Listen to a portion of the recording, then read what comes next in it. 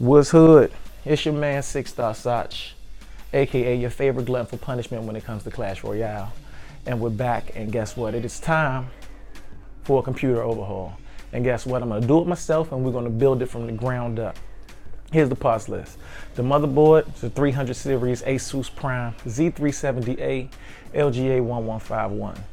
For my CPU, I asked around, I did a lot of research, and I felt like this was the biggest bang for my buck. I'm going with the Intel Core i7 8700K Coffee Lake 6-core processor, 3.7 gigahertz, and the built-in Intel ULXD 630 GPU. Now, somewhere down the line, I may add another graphics card if I want to get into some PC gaming, but for right now, all I'm doing is video editing, so I think the built-in GPU should be able to get her done.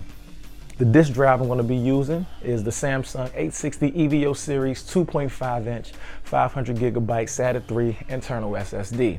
The memory kit is a Corsair Vengeance LPS 16 gigabit SD RAM DDR4 3000. Now 16 gigabits don't seem like it's a lot, however, the motherboard is expandable, so if I need more memory there, I can expand. I went with the EVGA 700 watt power supply, and the case I'm going to be using is a Fantex Eclipse P400 mid tower. I went with the liquid CPU cooler, the Corsair Hydra Series H100i V2. And as always, the entire parts list will be linked below in the description for your convenience. Let's get into some building.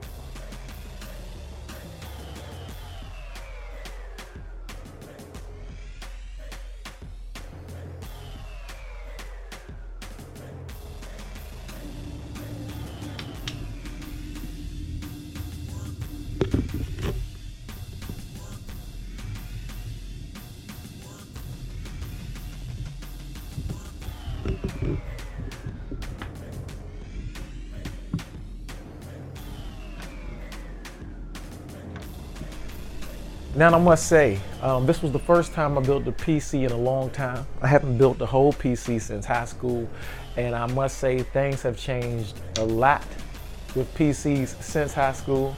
But with that being said, it was rather straightforward. I heard somebody explain it as Legos for adults. I mean, it's not that simple. And if you got some knowledge of a PC, I feel as though anybody with the determination can build one. It was extremely satisfying to do it myself. The liquid cooler for the CPU threw me for the biggest loop, and it had nothing to do with how it went together. It had everything to do with how I had to configure it inside the PC in order for it to fit. Initially, I wanted to put the cooler right on top of the CPU. Therefore, the fans would be blowing right across it, but there was not enough clearance between the heat sinks and the RAM in order to make that possible. So after scratching my head a bit, I figured out a configuration where everything fit. Other than that, the scariest moment was pushing the power button and not having the CPU fry. And when I pushed the power button and it turned on, it was an amazing feeling. I'm glad you guys came along with this ride for me.